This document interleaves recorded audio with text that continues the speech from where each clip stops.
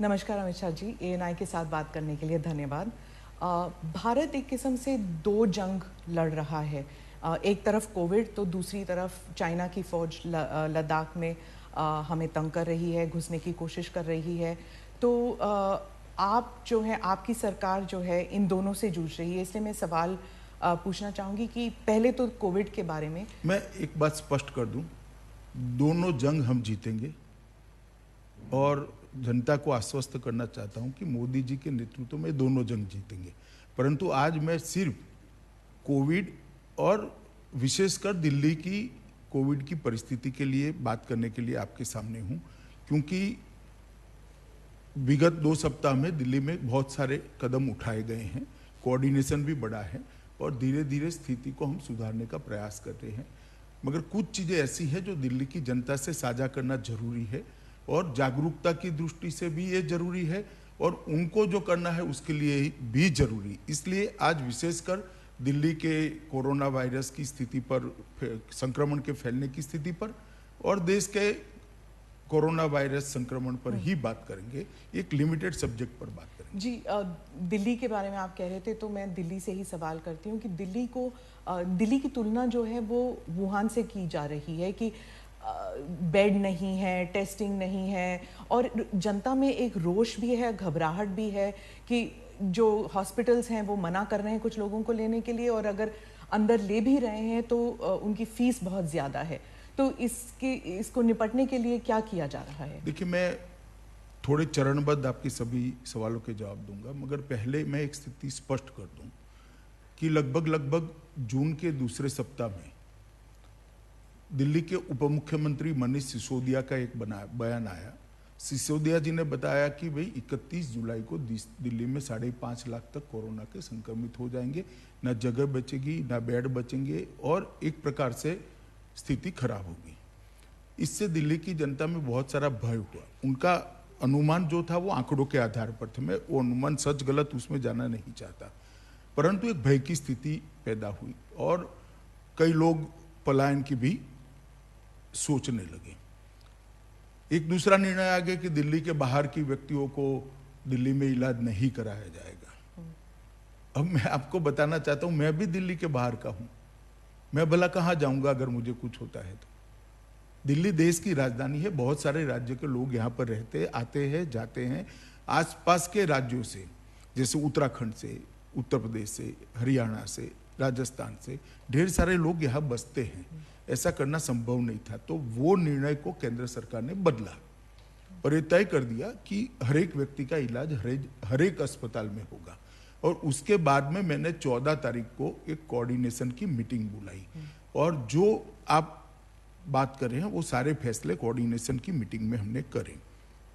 एक कोऑर्डिनेशन की मीटिंग बुलाने की जरूरत इसलिए पड़ी कि दिल्ली का जो एडमिनिस्ट्रेटिव खाका है, इसमें 3, जहां तक कोरोना का सवाल है, 3 एडमिनिस्ट्रेटिव रोल 3 संस्थानों का आता है। तो दिल्ली सरकार स्वतः, दूसरा MCD 3 म्युनिसिपल कॉरपोरेशंस और तीसरा भारत सरकार। तो ये तीनों के बीच में कोऑर्डिनेशन होना जरूरी था। तो वो मीटिंग का मुख्य उद्देश्य था, देश और दुनिया के कोरोना के खिलाफ की लड़ाई की बहुत सारी इंफॉर्मेशन भारत सरकार के तज्ञों के पास थी। जैसे डॉक्टर पॉल है, नीति आयोग के मेंबर हैं, हमारे डॉक्टर भार्गव हैं, ICMR के हैं और एम्स के डायरेक्टर गुलेरिया जी हैं। ये तीनों के पास पूरे देश भर की स्थिति और दुनिया भर की लेटेस्ट स्थिति की जानकारी थी। भारत सरकार काफी कुछ मदद भी कर सकती है, दिल्ली सरकार का स्वास्थ्य विभाग और दिल्ली सरकार का मेन रोल है ही है। और अस्पताल बहुत सारे MCD के हैं, नीचे के कर्मचारियों की संख्या भी MCD की ज्यादा है। तो एक व्यापक अभियान कोरोना के खिलाफ चलाना है तो तीनों ने मिलजुल कर काम करना पड़ेगा। तो मैंने मीटिंग बुलाई, इसमें दिल्ली के मुख्यमंत्री जी भी आए, उप मुख्यमंत्री जी भी आए, भारत सरकार के स्वास्थ्य मंत्री भी थे, ये तीनों डॉक्टर भी थे और बाद में MCD के मेयरों के साथ भी मीटिंग की। इसमें हमने बहुत सारे निर्णय लिए और आज मैं कह सकता हूं विश्वास के साथ कि 5.5 लाख वाली स्थिति 31 जुलाई तक नहीं आएगी। पर ये क्राइसिस तक क्यों आया? क्योंकि अगर कोऑर्डिनेशन थी तो 14 जून वाली मीटिंग की क्या जरूरत थी? क्या पता नहीं था कि ये होने वाला है ऐसे? देखिए, आमतौर पर दिल्ली सरकार की जिम्मेदारी है कोऑर्डिनेशन करने की और व्यवस्थाओं को ठीक करने की। मगर जब मनीष जी का बयान आया तब मुझे लगा कि अब भारत सरकार को प्रेक्षक नहीं बनाना चाहिए। मोदी सरकार की पूरे देश की जवाबदारी, प्रधानमंत्री जी की पूरे देश की जवाबदारी। प्रधानमंत्री जी ने भी मुझे कहा कि भाई गृह मंत्रालय ने इसमें इनिशिएटिव लेकर आगे बढ़ना चाहिए, दिल्ली सरकार को मदद करना चाहिए। आज भी मैं स्पष्ट कर रहा हूं, दिल्ली सरकार को हम मदद कर रहे हैं, परंतु कोऑर्डिनेशन जब तक नहीं होता है नहीं होता, इसलिए भारत सरकार ने इसमें कोऑर्डिनेशन की दृष्टि से हस्तक्षेप तो नहीं कह सकते, मगर एक मीटिंग बुलाकर काम करना शुरू किया। इसमें जो कमियां हमारे ध्यान पर आई, व्यापक चर्चा के कुछ दिल्ली सरकार ने भी मुद्दे रखे, कुछ जो एक्सपर्ट्स थे उन्होंने रखे, कुछ एमसीडी के मेयरों ने रखे, क्योंकि दूसरे ही दिन मैंने मेयरों के साथ भी मीटिंग की, ऑल पार्टी लीडर्स के साथ भी मीटिंग की, और सबके जो सुझाव है इसके आधार पर हमने बहुत सारे निर्णय करे। सबसे पहला निर्णय करा कि 30 जून तक कंटेनमेंट जोन के हर घर का सर्वे हो जाएगा।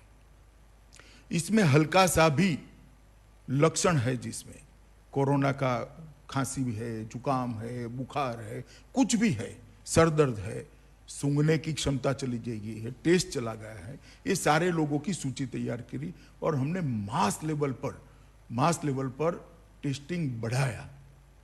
पहले मैं बाद में टेस्टिंग पर आऊंगा, मगर मास लेवल पर टेस्टिंग बढ़ाया और मुझे भरोसा है कि ये 30 तारीख तक हम पूरा कंटेनमेंट जोन का टेस्टिंग कर देंगे और बाद में 21 जुलाई को तय किया कि पूरे दिल्ली का हाउस टू हाउस सर्वे करेंगे, जिससे जिसको थोड़ा सा भी कोरोना का भय हो उसका टेस्टिंग किया जाए और कम से कम उसको आइसोलेशन में डालने से वो फैलाए नहीं। ताज्जुब तो इस बात की हो रही थी कि आप होम मिनिस्टर हैं, गृह मंत्री हैं, तो गृह मंत्री होने के नाते आपको हर स्टेट, हर राज्य को देखना है, गुजरात हो, महाराष्ट्र हो, लेकिन दिल्ली में ऐसी क्या केओस वाली सिचुएशन आ गई। और इंग्लिश में एक कहावत है, too many cooks spoil the broth, कि एक तरफ चीफ मिनिस्टर हैं, एक तरफ लेफ्टिनेंट गवर्नर हैं, उस पर आप भी आ गए हैं, तो इसमें तालमेल अब बढ़ा है। जरा भी कोई खींचातानी नहीं है, बिल्कुल मैं आपको आंकड़ों के आधार पर बता सकता हूं कि परिस्थिति कंट्रोल में। दिल्ली सरकार ने हमें कहा था कि भाई एम्बुलेंस बढ़ानी है, ऑक्सीजन सिलेंडर बनाने हैं, वेंटिलेटर बनाने, हमने 500 ऑक्सीजन सिलेंडर इमीडिएटली दे दिए, 10,000 के करीब ऑक्सीनोमीटर दे दिए, 440 वेंटिलेटर दे दिए हैं, और भी जरूरत पड़ेगी तब देते जाएंगे। और एम्बुलेंस के लिए भी दिल्ली सरकार को अधिकृत किया गया है कि वो ओला, उबर और ऐसी कंपनियों के साथ मिलकर एम्बुलेंस की व्यवस्था करें, और ये अच्छे से चल रहा है। सबसे आपको ताजुब होगा, सबसे बड़ी खराब परिस्थिति डेड बॉडीज की थी। लगभग 400 से ज्यादा, 350 से ज्यादा डेड बॉडीज संस्कार बगैर के पड़े रहे थे। हमने तय किया था कि 2 दिन के अंदर सभी डेड बॉडीज का अंतिम संस्कार कर दिया जाएगा अपने अपने धर्म के हिसाब से, और आज एक भी डेड बॉडी पेंडिंग नहीं है, और जिनका दुर्भाग्य से मृत्यु होता है उसका हमने तुरंत ही उसी दिन शाम तक संस्कार हो जाए ऐसी व्यवस्था करी है और अच्छे से चल रही है। इसमें एमसीडी का बहुत बड़ा रोल है, दिल्ली सरकार का भी रोल है। दूसरी बहुत सारी कंप्लेंट्स आ रही थी स्मिता जी की, अस्पतालों की स्थिति ठीक नहीं, उनको गाइडेंस चाहिए, तो एम्स के टेलीफोनिक गाइडेंस की हमने व्यवस्था कर दी। अस्पताल से कोई भी व्यक्ति वो डेडिकेटेड नंबर पर फोन करता है तो एम्स के विशेषज्ञ वहां उपस्थित होते हैं, वो पेशेंट की हालत को टेलीफोनिकली जानकर वो डॉक्टर जो दिल्ली सरकार के अस्पताल का है इसको गाइड करते हैं और तुरंत ही सर्वश्रेष्ठ इलाज की दिशा में उसको हम आगे बढ़ाते हैं। और 3 टीमों का गठन कर दिया जिसमें दिल्ली सरकार के भी डॉक्टर थे, भारत सरकार के भी एम्स के भी डॉक्टर थे और आईसीएमआर के भी विशेषज्ञ थे।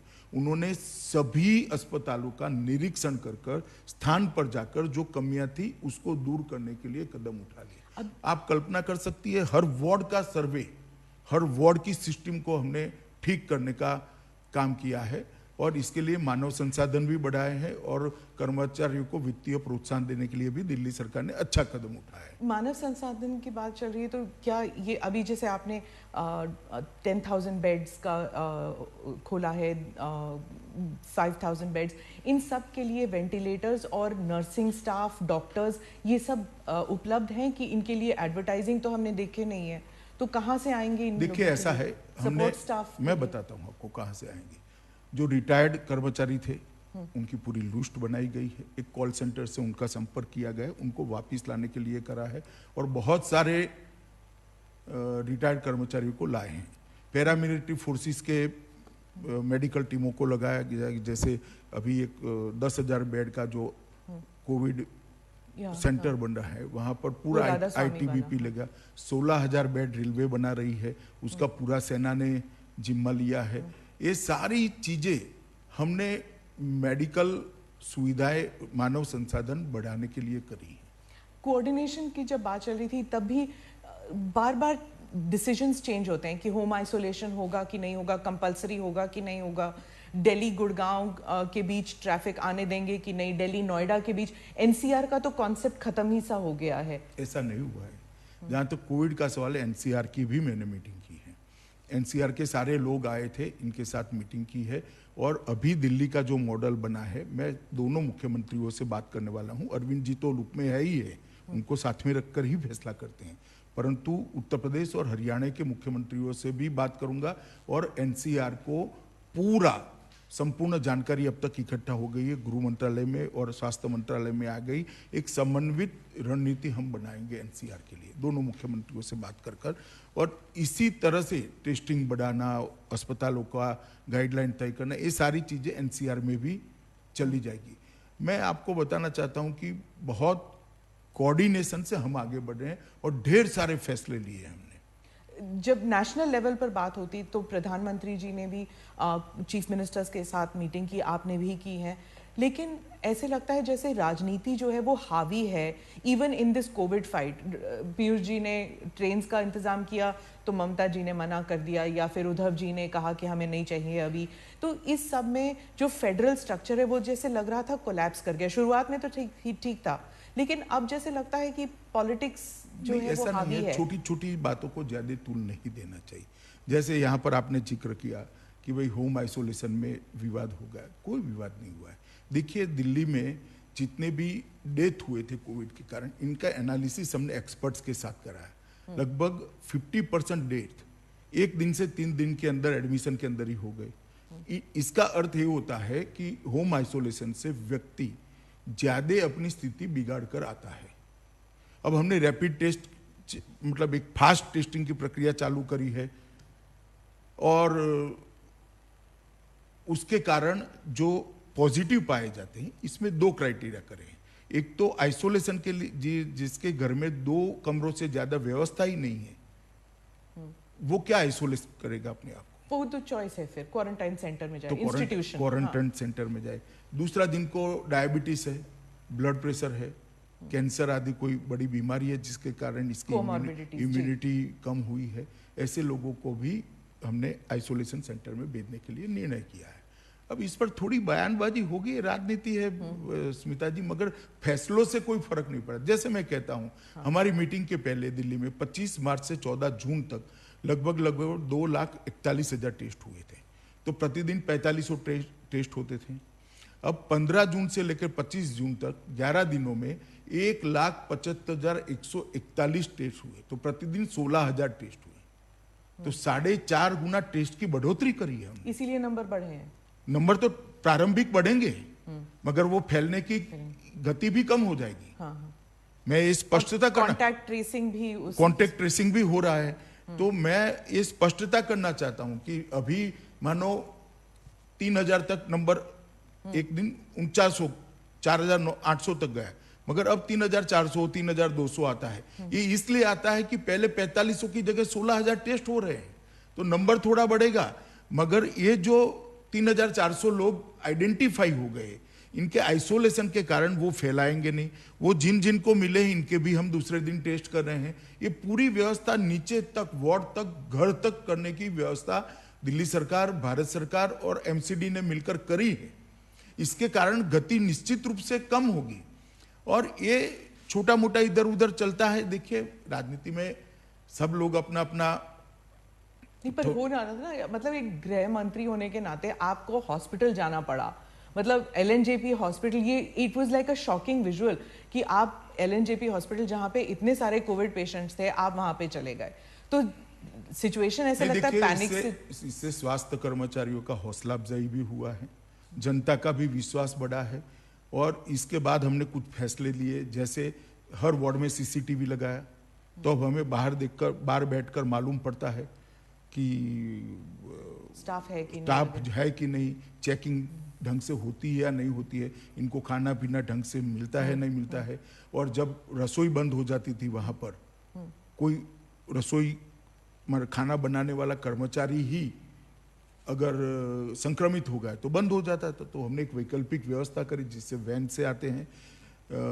मैं वहाँ परिचारिकाओं को भी मिला, अपने नर्सिस बहनों को भी मिला, उनकी दिमागी मतलब लड़ रही है बहादुरी के साथ, फिर भी वो अपने आप को अकेला महसूस करती थी। तो साइको सोशल काउंसलिंग की भी शुरुआत हमने की। इसके कारण एक इनका भी हौसला बढ़ा है। डॉक्टरों के साथ बात करने से जमीनी दिक्कतें भी काम में आई। और ये सारों को, एम्स के डायरेक्टर भी मेरे साथ थे, आईसीएमआर के अध्यक्ष भी मेरे साथ थे, ये सब ने इसको अपनी टीमें जो विजिट में गई, ये सारी चीजें हर अस्पताल की चेक कर कर उसी मॉडल पर उसको सुधारने का हमने काम किया। एक बाहर बोर्ड लगा दिया गया, इलेक्ट्रॉनिक डिस्प्ले, और बेड का रियल टाइम स्टेटस हर घंटे वहाँ होता है, जिससे कोई मरीज को ना बोल सके।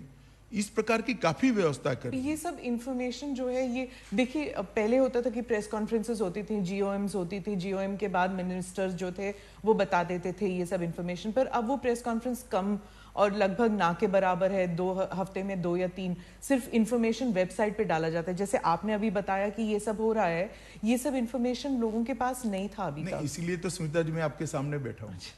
सर, दिल्ली सरकार ने कहा है कि अनऑफिशियली कह रहे हैं कि कम्युनिटी ट्रांसमिशन दिल्ली में हो चुकी है, लेकिन ये जो है ये ऑफिशियली सिर्फ सेंट्रल गवर्नमेंट कह सकती है। तो क्या ये सही है कि दिल्ली में कम्युनिटी ट्रांसमिशन हो चुका है कोविड का? देखिए, मैं कुछ भी छिपाना नहीं चाहता, और छिपाने से आगे का रास्ता भी संकरा होता है, खुलता नहीं है।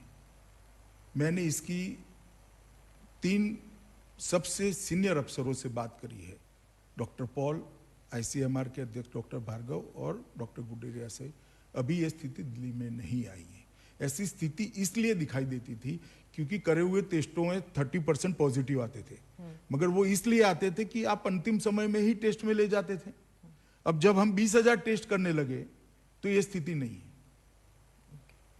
आप मेरी बात समझ रही हैं? जी जी। और जरा भी, परसेंटेज के हिसाब और से। मैंने इसकी टेक्निकल चर्चा भी की है, और किसको कहा जाएगा ये भी चर्चा करी। आज दिल्ली में ऐसी स्थिति नहीं है, घबराने की जरूरत नहीं है। अगर आप ओवरऑल देखें 3 महीने में, तो जो पहले जो क्रिटिसिज्म चल रही थी इंडिया के खिलाफ कि हमने श्रमिकों का देखा नहीं है, और जिस तरह उनकी ट्रीटमेंट हुई थी, उनके लिए कोई व्यवस्था ही नहीं थी वापस जाने के लिए। उसके बाद अब गरीब कल्याण योजना, गरीब रोजगार योजना जो है मनरेगा के तहत, क्या उनके लिए अब जो किया जा रहा है वो काफी है? देखिए, मैं आपको एक बात बता देता हूं। इस समस्या में मुझे लगता है कि ढंग से सरकार के प्रयासों को मीडिया ने बताया नहीं है। जिस दिन से लॉकडाउन हुआ उसी दिन से मैंने भी और प्रधानमंत्री जी ने सभी मुख्यमंत्रियों से व्यक्तिगत बात करी थी कि श्रमिकों के लिए आप रहने की, खाने की व्यवस्था करिए, इंडस्ट्रीज बंद हो जाएगी। सभी राज्यों ने व्यवस्था की, लगभग 2.5 करोड़ लोगों के भोजन की व्यवस्था की गई। पैसे का सवाल आया, प्रधानमंत्री जी ने तुरंत निर्देश दिया, 11,000 करोड़ रुपया गृह मंत्रालय से एनडीआरएफ का अकाउंट में सभी राज्यों को प्रो रेटा ट्रांसफर कर दिया गया, वहां के श्रमिकों की स्थिति को देखते हुए। उसके बाद जब जहां जाना था वो राज्यों में व्यवस्था ठीक हो गई, अस्पताल शुरू हो गए, ढंग से इसके लिए तैयार किए गए, क्वारंटाइन सेंटर बन गए। इसके बाद श्रमिक दिन के दिन ही, मजदूर दिन के दिन ही प्रधानमंत्री जी ने श्रमिक स्पेशल ट्रेन चलाने का फैसला दिया, और लगभग 4,594 ट्रेन अब तक गई है। 63 लाख श्रमिक, 63 लाख श्रमिक जो दूर के विस्तार में है वो ट्रेनों के माध्यम से सफलतापूर्वक गए हैं। 42 लाख के आसपास श्रमिक आसपास के, जैसे गुजरात से राजस्थान है, महाराष्ट्र से गुजरात है, आंध्र से तेलंगाना है, केरल से तमिलनाडु है, इस प्रकार के श्रमिक जो थे, जो पड़ोसी राज्य के थे, वो बसों के माध्यम से पहुंचा गए। ये बात ठीक है कि कुछ दृश्य ऐसे हुए हैं जो हर व्यक्ति को दुख पहुंचाए, इसका हमें भी दुख है। धैर्य जब खो देता है व्यक्ति तो पैदल निकल गया, उसके लिए भी प्रधानमंत्री जी ने सभी मुख्यमंत्रियों को सूचना दी, मुझे भी सूचना दी। मैंने सभी मुख्यमंत्रियों से बात करी कि आप रोड पर एसटी बस चलाएं, उनको एक रेलवे स्टेशन पर ले जाए और रेलवे वहां से ले जाएगा। तो मैं मानता हूं लगभग सभी चीजों को मिल मिलाकर 1,20,00,000 लोगों को देश के एक कोने से दूसरे कोने में पहुंचाने का काम किया है। हर राज्य ने, विशेषकर यूपी ने, बिहार ने, उड़ीसा ने, जहां श्रमिक ज्यादा ही जाने थे, झारखंड भी, ये सभी राज्यों ने क्वारंटाइन सेंटर बनाए। बस स्टेशन, रेलवे स्टेशन पर उतरने के बाद राज्य की एसटी बसों से उनको पहुंचाया गया क्वारंटाइन सेंटर में। क्वारंटाइन सेंटर में 14 दिन रखा गया। निकलने के बाद किसी राज्य ने 1,000 रुपया, किसी राज्य ने 2,000 रुपया उनको दिया है घर पहुंचने के। नहीं, घर तो पहुंचाया बसों से, एक्स्ट्रा दिया है, एक किट दी है और खाने पीने का इंतजाम करा है। अब वो सारे श्रमिक अपने गांवों में अच्छे तरीके से सेट हुए। जहां तक रोजगारी का सवाल है, प्रधानमंत्री जी ने रोजगारी के लिए अभी ही एक स्कीम लॉन्च की है और कल यूपी में कार्यक्रम हुआ, उसके 2 दिन पहले बिहार में कार्यक्रम। उन लोगों को रोजगारी देने की प्रयास हो रहा है। मनरेगा के दिन भी बढ़ाए गए हैं, वेतन भी मनरेगा का बढ़ाया गया है और एक अस्थायी परिस्थिति है। इसके बाद में सभी श्रमिक अच्छी परिस्थिति होते ही अपने अपने जहां उनका नौकरी, परमानेंट नौकरी था, काम करते थे, वहां जाना जरूर चाहेंगे। जो चाहेंगे उनको भेजने की भी व्यवस्था है, ट्रेन चालू हो गई है, काफी सारे लोग अभी जा भी रहे हैं। मगर भारत सरकार ने एक विशेष ड्राइव चलाकर उनको अभी, जब तक कोरोना है तब तक, और कुछ जगह पे ये परमानेंट भी व्यवस्था हो जाएगी, इसके चलते वहीं पर उनको रोजगारी मिले, इसका एक अभियान चला है। तो मैं मानता हूं कि बहुत ढंग से इसको हमने एड्रेस किया है। राहुल गांधी जो है वो उन्होंने शुरू से ही कहा कि या तो ना तो श्रमिक के मामले में, ना फिर अब कोविड से जो मुकाबला हो रहा है इसमें मोदी सरकार जो है बिल्कुल ही नाकाम रही है। उन्होंने तो सरेंडर का लफ्ज इस्तेमाल किया है आपकी सरकार के खिलाफ कि जीत नहीं सकती आपकी सरकार। कोरोना के खिलाफ भारत सरकार ढंग से लड़ी है। मैं राहुल जी को एडवाइस नहीं दे सकता, उनको एडवाइस देने का काम उनकी पार्टी के नेताओं का है। और मैंने पहले भी कई इंटरव्यू में कहा कि कुछ वक्रदृष्टा लोग होते हैं, उनको सीधी बात भी वक्र दिखाई पड़ती है।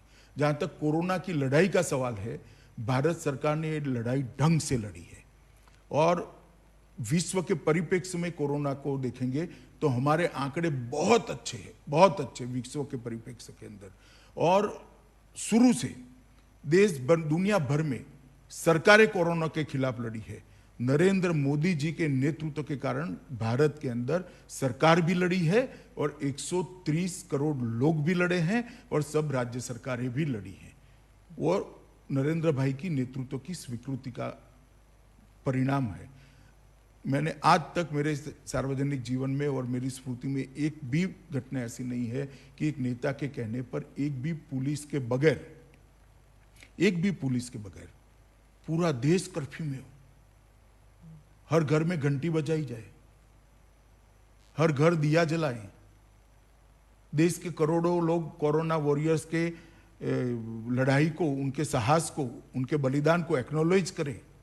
और इसी का परिणाम है कि कोविड के कारण प्रति 10 लाख आबादी भारत में 357 लोग संक्रमित है, कल तक का मैं डेटा कह रहा हूं, और विश्व में 1250 है। 1250 और 357 से आप अंदाज लगा सकते हो कि हम रोकने में कितने सफल हुए हैं। कुछ लोग मुझे कहते थे कि अमित भाई मृतदेहों की ट्रकें भरी जाएंगी, मुझे सावध करने के लिए कहते थे। मैं नाम देना नहीं चाहता, मगर उनके मन में भय था। मगर आज भारत सरकार, सभी राज्य सरकारें और मोदी जी के नेतृत्व के कारण विश्व में जब 1250 लोग संक्रमित हैं, हम 357 पर अटके हैं। अमेरिका के पूरा पूरा होने दीजिए, बहुत महत्वपूर्ण सवाल है। अमेरिका में 7,569 लोग संक्रमित थे प्रति 10 लाख, ब्रिटेन में 4,537, ब्राजील में 5,802 और रूस में 4,254 लोग संक्रमित थे। और रिकवरी रेट जो मार्च 25 को 7.10 था, अब 55% हुआ है। आज का अखबार देख लीजिए तो 57% हुआ है। तो मैं मानता हूं ये बहुत अच्छी स्थिति है। और जहां तक मृत्यु का सवाल है, जो एक्चुअल आउटकम है लड़ाई का, कि कितना मृत्यु कम कर सकते हो आप, मानव की, मनुष्य की जान कितनी कम जाएगी, इसके भी आंकड़े देख लीजिए। प्रति 10 लाख वैश्विक औसत 63.2 है, 63.2, भारत की 11 है, अमेरिका की 383 है, 383, ब्रिटेन की 637 है, ब्राजील का 259 है, रूस का 60 है। तो मैं मानता हूं भारत जैसे देश ने विकसित देशों के कंपैरिजन में भी ये लड़ाई बहुत अच्छे से लड़ी है। ये बात सही है कि अब कहना है तो कह सकते 11 भी क्यों हुई है, कहना है तो आप कह सकते हो। आप विकसित देश के बारे में कह रहे तो भारत विकासशील देश है और हमारे लिए डेवलपिंग नेशन है, तो हमारे लिए जो है इकोनॉमी को एक to bring it back to normalcy, उसके लिए इंडस्ट्री का फिर से शुरू होना बहुत ज़रूरी है। और जब श्रमिक चले गए हैं तो जो स्मॉल स्केल इंडस्ट्रीज हैं वो तो प्रोडक्शन कर ही नहीं पा रहे हैं, तो how is it going to improve, how is the देखिए, सिचुएशन? श्रमिक चले गए हैं, टेम्पररी बात है, आप पहले मेरी बात समझ कर चलिए, परमानेंट नहीं गए। पर अगस्त तक तो रेलवेज चलेंगे नहीं, तो फिर कैसे आएंगे? रेलवेज आज भी चालू है, रेलवे आज भी देश के 90% रेलवे स्टेशनों को रेलवे ने कनेक्ट कर लिया है। ये बात सही है कि अभी की स्थिति में कोई नहीं चाहेगा कि दूसरे राज्य में जाए, परिवार वाले जाने भी नहीं देंगे कुछ समय, मगर ये वैश्विक स्थिति है। मुझे पूरा भरोसा है कोरोना काल में नरेंद्र मोदी सरकार ने इस समय का उपयोग करते हुए ढेर सारे रिफॉर्म्स किए हैं, चाहे कोयले के क्षेत्र में हो, खदानों के क्षेत्र में हो, चाहे इलेक्ट्रिसिटी के क्षेत्र में हो, इंडस्ट्रियल पॉलिसी के अंदर लचीलापन लाना, बदलाव लाना, बैंकिंग सिस्टम के अंदर बदल लाना हो, ढेर सारे बदलाव किए हैं। और कोरोना के बाद की स्थिति को देखते हुए हमने करे, तो मुझे लगता है ये हमारा बहुत बड़ा एफर्ट्स है जो निश्चित परिणाम लाएगा। हाँ, परंतु टेम्पररी पूरे विश्व की अर्थव्यवस्था को जब असर होगी तो भारत भी कैसे बच सकता है, मगर वो असर को मिनिमाइज करने के लिए, कम से कम करने के लिए नरेंद्र मोदी जी ने बहुत सारे एफर्ट्स किए हैं, सफल नेतृत्व किया है देश का, और इसका परिणाम भी अच्छा आएगा। 3 या 4 महीने हो चुके हैं, पूरे मुल्क का फोकस जो था वो कोविड पे था और अभी भी है, लेकिन राजनीति बैक सीट नहीं ले सकती। आपने हाल ही में ट्वीट किया था इमरजेंसी को लेकर, जब आपने कहा था कि बोलने के लिए फ्रीडम नहीं है कांग्रेस पार्टी में, और कांग्रेस पार्टी के कुछ लोग कहते हैं तो क्या बीजेपी में है, बीजेपी में भी लोग बोल नहीं सकते हैं, तो क्या आपकी पार्टी में भी डेमोक्रेसी है? आपकी पार्टी में भी जो यंग लीडर्स हैं वो आपको सुझाव देते हैं, कोविड को लेके हो या फिर लद्दाख को लेके हो? क्या आपके जो सीनियर लीडर्स हैं वो वैसे ही ओपन है जैसे कि आप कहते हैं, या फिर कांग्रेस सही है कि आपकी पार्टी में नहीं है? देखिए, ये बहुत, डेमोक्रेसी एक बहुत व्यापक शब्द है। डिसिप्लिन और स्वतंत्रता भी अपने अपने संदर्भ, अपनी जगह रखते हैं। इस सब दायरे से बाहर निकलकर मैं एक बात आपको कहना चाहता हूँ। कांग्रेस पार्टी अगर ये सवाल पूछती है तो मैं थोड़ा आपको सवाल पूछना चाहता हूँ। अडवाणी जी के बाद श्री राजनाथ जी, बाद में श्री नितिन जी, बाद में फिर राजनाथ जी, मैं बना, अब नड्डा जी बने। कोई परिवार का आदमी है क्या? इंदिरा जी के बाद कांग्रेस पार्टी का एक अध्यक्ष बता दीजिए जो गांधी परिवार के बाहर है। क्या डेमोक्रेसी की बात करें? और मैंने कोविड के समय कोई राजनीति नहीं करी।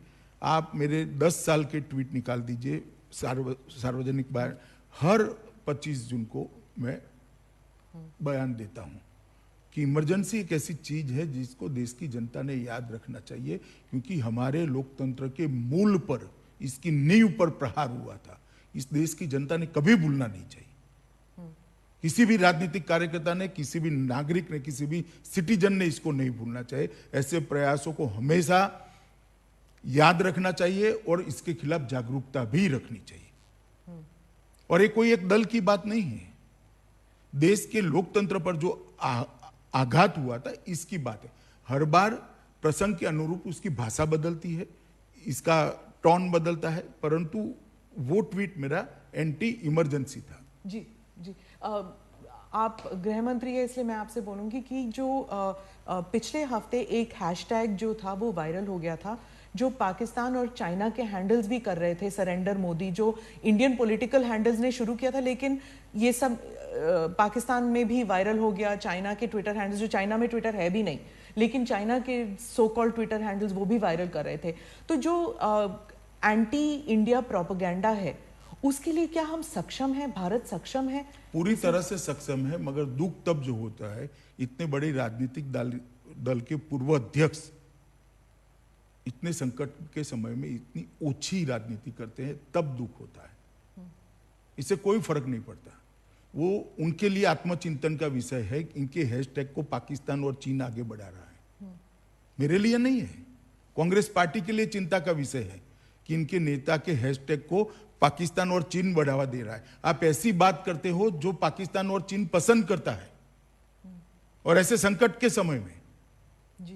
पार्लियामेंट होनी है, चर्चा करनी है तो आइए करेंगे। 62 से लेकर आज तक 2-2 हाथ हो जाए, कोई नहीं डरता चर्चा से। मगर जब देश के जवान संघर्ष कर रहे हैं, सरकार एक स्टैंड लेकर ठोस कदम उठा रही है, उस वक्त पाकिस्तान और चीन को खुशी हो इस प्रकार के स्टेटमेंट देना किसी ने नहीं करना चाहिए। कभी मुझे लगता है हम अपने इंटरव्यू के दायरे से स्मिता जी बाहर जा रहे हैं। मैं थोड़ा आपके मैंने सोचा शायद आप भूल गए हो। नहीं, मैं नहीं भूला हूं। मैं ठीक से, मैं दिल्ली की जनता के लिए यहाँ पर आया हूँ, दिल्ली की जनता को आगाह करने के लिए आया हूँ। मैं सबसे पहले बताऊंगा कि बेड्स की स्थिति में कैसे परिवर्तन हुआ है। 14 जून को टोटल 9,937 बेड थे, आज 30,000 बेड की व्यवस्था हो चुकी है। तो अगर सपोज मेरे को कोविड हो, तो क्या मैं अगर किसी भी हॉस्पिटल में जाऊं तो मुझे मना किया जाएगा कि पहले नेगेटिव सर्टिफिकेट ले आइए, या फिर आपके पास इंश्योरेंस है कि नहीं, ये सब पूछेंगे, या मुझे भर्ती कर दिया जाएगा? प्राइवेट अस्पतालों के विषय पर मैं बाद में आता हूं। जी। किसी भी कोविड पेशेंट के लिए भारत सरकार, दिल्ली सरकार और म्युनिसिपल कॉरपोरेशन के कोविड के लिए जो रेखांकित किए हैं वो सारे अस्पताल उपलब्ध है, कोई सर्टिफिकेट नहीं मांगा जाएगा। कोविड पॉजिटिव का सर्टिफिकेट मांगा जाएगा, वो तो जरूरी है, क्योंकि आप अगर कोविड पॉजिटिव नहीं है और कोविड अस्पताल में जाओगे तो आपको भी कोविड लग सकता है। तो मैं जो बात कर रहा हूं, कोविड बेड्स की बात करता हूं। 30 जून तक हमने 30,000 बेड बन जाएंगे। रेलवे कोचिस के अंदर 8,000 बेड बने और 8,000 की तैयारी है, मगर मैं अभी 8,000 ही गिन रहा हूँ।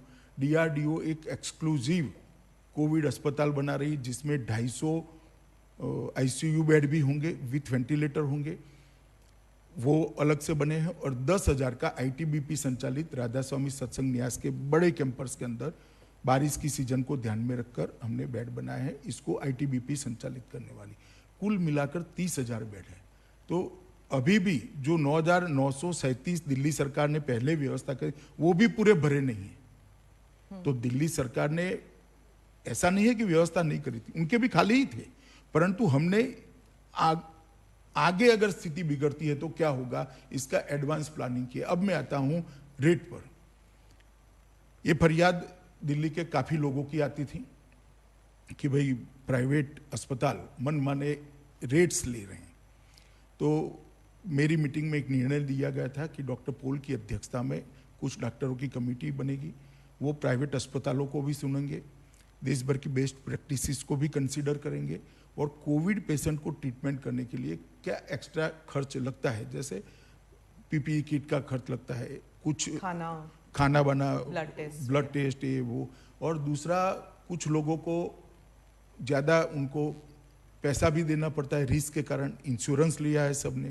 तो ये सारे का मिल मिलाकर क्या फर्क पड़ता है, इसको देखकर उनके रेट कंसीडर करने के लिए हमने एक कमेटी बनाई थी। आइसोलेशन बेड के रेट जो 24,000 से 25,000 तक थे पहले, आज दिल्ली के कोई भी अस्पताल में कोविड पॉजिटिव पेशेंट जाएगा तो 8,000 से 10,000 में बेड उपलब्ध करा है। पर वो एडिशनल्स होते हैं ना। नहीं नहीं नहीं नहीं नहीं कोई, सुन लीजिए आप, मैं पूरी बात बताता हूँ, पहले आप मेरा पूरा सुन लीजिए। बिना आईसीयू, बिना वेंटिलेटर का जो आईसीयू है, इसके पहले रेट थे 34,000 से 43,000, एवरेज में कह रहा हूँ। अब 13,000 से 15,000 किया गया है, और आईसीयू वेंटिलेटर के साथ 44,000 से 54,000 का बेड का खर्च था, इसको 15,000 से 18,000 कर दिया गया है। एक, इसके अंदर कोविड के जितने टेस्ट करेंगे इंक्लूड है, वेंटिलेटर पर रखेंगे इसका खर्चा इंक्लूड है, सारी दवाइयाँ इंक्लूड है, और अगर डायबिटीज है और आपको आगे की ट्रीटमेंट भी करनी पड़ती है तो ये भी सारा इंक्लूड है। ये पूर्णतः अपने आप में एक सील पैकेज है, आप समझ लीजिए। तो इसको हमने कम कराया है। आज दिल्ली के बहुत सारे अस्पतालों के अंदर, सब अस्पताल जो कोविड के लिए अपनी अपनी बताए हैं, वो सारे अस्पतालों के अंदर हमने ये व्यवस्था करी। तो एक तो 10,000 से बढ़ाकर हमने 30,000 बेड करे, रेट को हमने लगभग कई जगह 1/3 कर दिया, कई जगह आधा कर दिया है। तो ढेर सारी व्यवस्थाएं करी है, और 21 जून से फिर से इसका रिव्यू करा, 14 जून की मीटिंग के बाद। अब हम जो पूरा टेस्ट बढ़ा दिए, इसके जो नतीजे आए, इसके आधार पर 26 जून तक नए कंटेनमेंट जोन बनाने थे। कल शाम को कंटेनमेंट जोन 280 नए बना दिए हैं। तो कंटेनमेंट जोन को रीडिफाइन किया गया है, क्योंकि अब टेस्ट ज्यादा करने के बाद स्थिति अलग। पूरी दिल्ली हो जाएगी? पूरी दिल्ली नहीं हुई है, पूरी दिल्ली नहीं। आप इतने सारे केसेस होंगे तो फिर कंटेनमेंट। स्मिता जी, मैं आपको और दिल्ली वालों को आश्वस्त करना, इतने सारे कंटेनमेंट जोन बहुत छोटे छोटे बनाए हैं, परंतु पूरी दिल्ली नहीं होगी, और इस पर जल्दी काबू कर लिया जाएगा। आरोग्य सेतु ऐप और इतिहास ऐप दोनों को इकट्ठा मिलाकर इसके बहुत अच्छे नतीजे आए हैं, जिससे लोग जान पाते हैं कि मेरे आसपास कोई कोविड पेशेंट आता है या नहीं आता है, और इसके बहुत अच्छे नतीजे हमने लिए हैं। और ये जो सारी चीजें थी, इसके साथ हमने एनजीओ को भी जोड़ा है। इन्होंने भी अपने आइसोलेशन सेंटर चालू किए हैं, और एनसीसी, एनएसएस और स्काउट और सामाजिक संस्थाओं को भी जोड़ने का काम किया। लगभग 6,000 वॉलंटियर हमें तैयार मिल गए हैं। अब तक एक कंफ्यूजन था कि जिले की जिम्मेदारी किसकी। म्यूनिसिपल कॉर्पोरेशन अलग करता था, भारत सरकार। दिल्ली की यही प्रॉब्लम तो रही है हमेशा। नहीं, मगर ये मैंने 14 जून को तय कर दिया, परिपत्रित हो गया भारत सरकार की ओर से, कि डिस्ट्रिक्ट मैजिस्ट्रेट ऑफ दिल्ली, इसके तहत एमसीडी भी काम करेगी, भारत सरकार की टीमें भी काम करेगी, दिल्ली सरकार की टीमें भी। तो एक चेन ऑफ कमांड हमने तय किया दे, और जिला स्तर की निगरानी टीमों का गठन भी कर दिया गया। उनका 2 हिस्सों में 1200 लोगों का, 2400 लोगों का प्रशिक्षण एम्स और आईसीएमआर के द्वारा वीडियोग्राफी से। डीएम तो सेंट्रल में आ गया, तो उसका मतलब है कि दिल्ली गवर्नमेंट जो है अब वो कंप्लीटली सेंटर के अंडर काम कर रही है ना। डिस्ट्रिक्ट मैजिस्ट्रेट काम कर रहा है, सेंटर के अंडर नहीं। अभी तो उल्टा है, एमसीडी भी दिल्ली डिस्ट्रिक्ट मैजिस्ट्रेट के अंडर काम कर रही है, और सारी टीमें डिस्ट्रिक्ट, क्योंकि डिस्ट्रिक्ट मैजिस्ट्रेट की एक प्राइमरी रिस्पॉन्सिबिलिटी है। अभी कौन किसके अंडर काम कर रहा है, हम सब मोदी जी के अंडर काम कर रहे हैं, और केजरीवाल जी का भी हमें सहयोग है। मैं इसमें कोई वो छूट-फूट बयान आएंगे यश लेने के लिए, आप इसको क्यों देख रही है। हाँ। और दूसरा एक हमने निर्णय किया सेरोलॉजिकल सर्वे शुरू करने का, वो भी कल से शुरू हो जाएगा, और आज से फिर से बाकी दिल्ली का घर घर जाकर सर्वे करने की हमने एक मुहिम शुरू की है, और कल शाम से ही शुरू किया। इसके अखबार में फोटो भी आए हैं, और मैं दिल्ली की जनता को उसमें काफी सारी इंफॉर्मेशन जो है वो वॉलंटरी होगा, कि अगर कोई फीवर टेस्ट करवाना चाहता है, रैपिड टेस्ट करवाना चाहता है। तो इतना पूछ रहे हैं कि आपके घर में किसी को फीवर फीवर खांसी आया है, नाम लिख लेते हैं, उनका टेस्ट करने की व्यवस्था करिए। दूसरे दिन उनको टेस्ट कराने ले जाते हैं और उनका टेस्ट करते हैं। पॉजिटिव आता है, माइल्ड लक्षण है, तो घर में अच्छी सुविधा है तो घर पे रखते हैं आइसोलेशन कर। अगर तो ये तो आपका फुल टाइम काम हो गया है। एक सेकंड सुनिए ना, अगर बुखार ज्यादा है इसके साथ में कोई और बीमारी है या तो घर छोटा है तो उसको हम आइसोलेशन सेंटर में ले जाते हैं। और ये पूरी व्यवस्था एकदम सुचारू रूप से हो रही है। हर रोज शाम को मेरे टेबल पर एक रिपोर्ट आती है, मैं प्रधानमंत्री जी को रात को फोन कर कर ब्रीफ करता हूँ और ये रिपोर्ट दिल्ली के वही तो मैं कह रही हूँ, ऐसे लग रहा है कि गृह मंत्री का सारा काम दिल्ली संभालना हो गया है। नहीं, दिल्ली संभाल नहीं रहा, मैं ऐसे गलत शब्द प्रयोग नहीं करने चाहिए। दिल्ली सरकार भी इसमें साथ में, एमसीडी भी साथ में, मगर जब संक्रमण है और दिल्ली के उप मुख्यमंत्री ने जो स्टेटमेंट किया कि 31/7 तक 5.5 लाख लोग हो जाएंगे, हमारे पास व्यवस्था नहीं है। ऐसा उन्होंने सार्वजनिक पैनिक सिचुएशन हो गया था, तो थोड़ा पैनिक होगा। अब मुझे भरोसा है 31/7 को 5.5 लाख नहीं होंगे। हाँ। हम अच्छी स्थिति में होंगे क्योंकि हमने कोरोना होने से पहले उसको रोकने के प्रयास पर जोर दिया है जी। टेस्ट बढ़ाए हैं, कॉन्टेक्ट ट्रेसिंग चालू की है, कॉन्टेक्ट ट्रेसिंग कर कॉन्टेक्ट में जो लोग आए हैं उनका भी टेस्ट करने की प्रक्रिया चालू की है और उनको भी एक प्रकार से अलग थलग करने की व्यवस्था करी है। तो फैलने का अब बहुत कम हो जाएगा। आप समझे 16,000 टेस्ट रोज होना एवरेज, और कल तो 20,000 करें, आज से भी हम 20-20 हजार तक उसको ले जाने का प्रयास कर रहे हैं। टेस्टिंग का रेट भी जो पहले 5,000 था उसको अब 2,400 रुपया कर दिया है। और दिल्ली सरकार के टेस्टिंग सेंटर पर जो जाएगा इसका फ्री ऑफ कॉस्ट करे, तो 20,000 में से कल जो 20,000 हुआ इसमें से 18,900 लोगों का टेस्ट फ्री किया गया, फ्री ऑफ कॉस्ट किया गया। तो ये बहुत बड़ी बात है। आपने इंटरव्यू के दौरान इतना डेटा दिया है शायद कि ये वेबसाइट में भी नहीं है इतना डेटा, पर जाते जाते सवाल ज़रूर पूछूंगी मैं सर कि सब लोग जानना चाहते हैं कि सीमा पर चीन के सोल्जर्स हमारे ज़मीन पर आए हैं कि नहीं। आज के दिन प्रधानमंत्री ने कहा था उस दिन, लेकिन आज अब देखिए क्या वो हमारी ज़मीन पर ऐसा है। मैं आपके पास इंटेलिजेंस रिपोर्ट्स तो आते हैं, पहले सब आते हैं, परंतु मैं पहले एक बात कह दूं, ये मेरा इंटरव्यू आपने जो अभी लिया है वो कोविड के लिए दिल्ली की जनता को जागरूक करने के लिए। मैं कुछ ऐसा करना नहीं चाहता जिससे मेरी ये मूल उद्देश्य है वो साइड पर हो जाए, टाइटल कुछ और बने और जनता कोविड से डरती रहे। तो मैं आप दोनों चीजों का डर है लोगों को, दूसरी चीजों का भी डर दूर करने वाले कर रहे हैं ना। जरूरत पड़ेगी, मेरा रोल होगा तो मैं भी करूंगा, इसके लिए सेपरेट इंटरव्यू देगा। आप सीसीएस में है सर, तो मैं आपका रोल तो है ना? नहीं, रोल है, जरूरत पड़ेगी तो करेंगे। अभी ब्रीफिंग हो ही रही है, ऐसा नहीं है कि ब्रीफिंग नहीं हो रही, परंतु अभी मेरा आपको इंटरव्यू देने का उद्देश्य एक ही है कि दिल्ली की जनता के मन में से डर निकले। भारत सरकार, दिल्ली सरकार और म्युनिसिपल कॉरपोरेशन तीनों मिलकर अच्छा काम कर रहे हैं और मुझे भरोसा है कि 31/7 को 5.5 लाख केस नहीं होंगे, हम अच्छी स्थिति में होंगे, बेड की कमी भी नहीं होगी। और बहुत सारी मीटिंगें करी है मैंने, 14 जून को करी, 14 जून को नगर निगमों के साथ भी करी, 15 जून को राजनीतिक दलों के साथ करी, मैं अस्पताल में भी गया, 21 जून को मीटिंग करी, 16 जून को रैपिड टेस्ट प्रणाली के लिए मीटिंग कर 190 सेंटर चालू किए गए और 18 जून को एनसीआर की भी मैंने मीटिंग करी है, सीरीज ऑफ मीटिंग की है। कल से फिर से मैं इसका पूरा रिव्यू करूंगा, आज तक रिव्यू हो रहा है, हर रोज रिपोर्ट आ रहा है।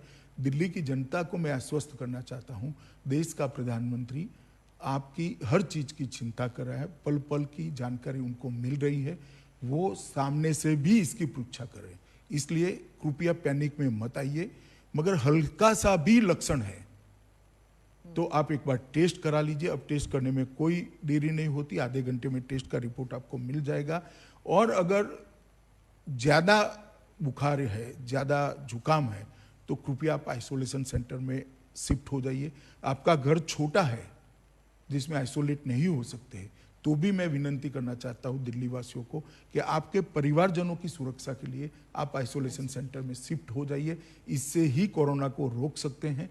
और जब आपका पॉजिटिव आए, स्वास्थ्य कर्मचारियों को विगत 5 दिनों में आप किन किन को मिले हैं, सारे लोगों का सूची भी दे दीजिए, जिससे वो लोग उनका कांटेक्ट कर इनका भी टेस्ट कर लें। अगर इतना करेंगे तो हम दिल्ली को सफलतापूर्वक बाहर निकाल पाएंगे। और मुझे भरोसा है कि अब हमने जिनको ज़्यादा बुखार है, कुछ ज़्यादा लक्षण है, उनको आइसोलेट करने का और अस्पताल में ले जाने की नीति करी है। उनको होम आइसोलेशन में नहीं रखते हैं, इसलिए मृत्यु की दर भी कम होगी, क्योंकि वो प्रॉपर ट्रीटमेंट के तहत, प्रॉपर मेडिकल ऑब्जर्वेशन के तहत होंगे। पहले जो 2 दिन में ही मृत्यु हो जाती थी, मुझे लगता है इसमें भी हम सुधार कर पाएंगे। और अंतिम संस्कार हो या किसी भी चीज़ को छोड़े बगैर पूरी स्थिति को रिव्यू किया गया है और प्रधानमंत्री जी के बहुत स्पष्ट निर्देश हैं कि दिल्ली को इस संकट से बाहर निकालना है। और मुझे भरोसा है दिल्ली सरकार, म्युनिसिपल कॉरपोरेशन, हम सब मिलकर दिल्ली को बाहर कोई निकालेंगे। टाइम फ्रेम रखा है कि टाइम फ्रेम इसका नहीं हो सकता, मगर आप कुछ ही दिनों में इतना देखेंगी कि बढ़ता हुआ कम हुआ है। जी अगर 5.5 लाख होना है तो आज 2.5 लाख होना चाहिए था, हाँ मगर हम अच्छी स्थिति में हैं और धीरे धीरे कंट्रोल में आएगा। एक सभी कांटेक्ट में आए हुए लोगों का टेस्टिंग होने के बाद भी एक एग्जैक्ट डिजाइन हमारे सामने, एक एग्जैक्ट जिसको कंप्लीट पिक्चर कहते हैं, वो हमारे सामने आ पाएगा। मैंने कभी नहीं सोचा था सर कि एक इंटरव्यू करूंगी जहां पर आप पॉलिटिक्स के बारे में ज्यादा नहीं बात करेंगे। ज्यादा नहीं, जरा भी नहीं करेंगे। धन्यवाद।